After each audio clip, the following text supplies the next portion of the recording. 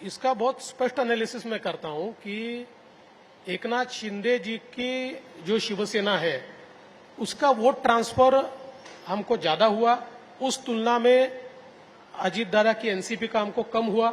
लेकिन हम लोगों को ये ध्यान में लेना पड़ेगा, ये दोनों पार्टियां एक प्रकार से ब्रेकअवे पार्टियां थी, नई पार्टियां थी।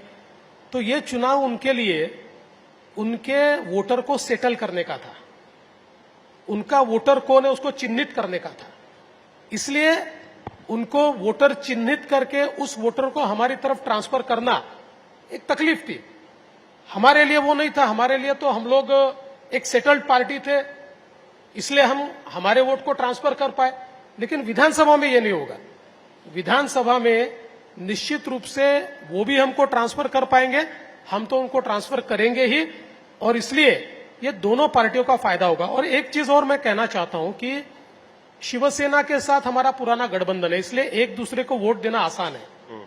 एनसीपी के साथ हम लोग सालों तक उनके खिलाफ लड़े, तो ट्रांसफर करना थोड़ा कठिन था, लेकिन अब उतना कठिन नहीं रहेगा क्योंकि ये दोनों अलायंसेज जो है ये सेटल हो चुके हैं। पर देवेंद्र भाई, how do you respond to those who think कि अजीत दादा पवार के साथ अलायंस गलत? अब आप बाकी सब चीजें छोड़ दीजिए, जब हम संघ में लोगों से बात करते हैं या बीजेपी के वोटर से बात करते हैं, एक धारणा है, आप माने ना माने, आप मुझे जवाब मत दीजिए, संघ और बीजेपी के तमाम लोग जो इस वक्त आपको हमारे तमाम प्लेटफॉर्म्स पे देख रहे हैं, उनको ये एक्सप्लेन कीजिए कि एक ऐसा शख्स, एक ऐसी पार्टी जिसपे आप नेता विपक्ष के तौर पे सबसे ज्यादा हमला करते थे, 70 करोड़ रुपए का इरिगेशन स्कैम, उसको जब आपने इन्वॉल्व किया, लोग कहते हैं कि महाराष्ट्र में देवेंद्र फडणवीस ने जो किया वो बीजेपी की जो कोर आइडियोलॉजी है, जो आपका पक्का वोटर है, उसको ये पचानी, और इसी वजह से आपका लोकसभा में याद है। देखिए, मैं आपको एक बात बोलता हूं, उनको एक्सप्लेन नहीं, आपको एक्सप्लेन करना है मुझे। उनको एक्सप्लेन कर चुका हूं मैं, आरएसएस को और संघ को, दोनों को एक्सप्लेन कर चुका हूं।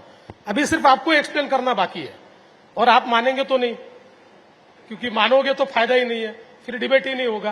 लेकिन छोड़ दीजिए, मैं इतना ही कहता हूं कि हाँ, ये जरूर है, और मैं इस बात को मानता हूं कि हमने एनसीपी को जब साथ में लिया तो हमारे वोटर को ये पसंद नहीं आया, बिल्कुल नहीं आया।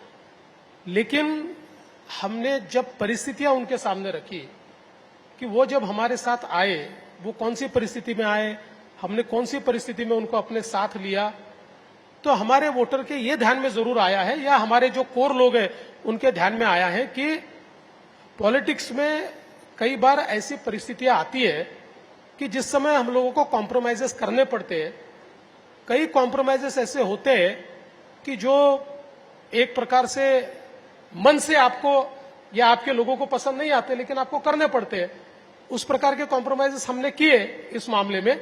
लेकिन आज मैं दावे के साथ कहता हूं, 100% नहीं पर 80% हमारे लोगों को हम ये कन्विंस कर पाए कि हमने ये क्यों किया।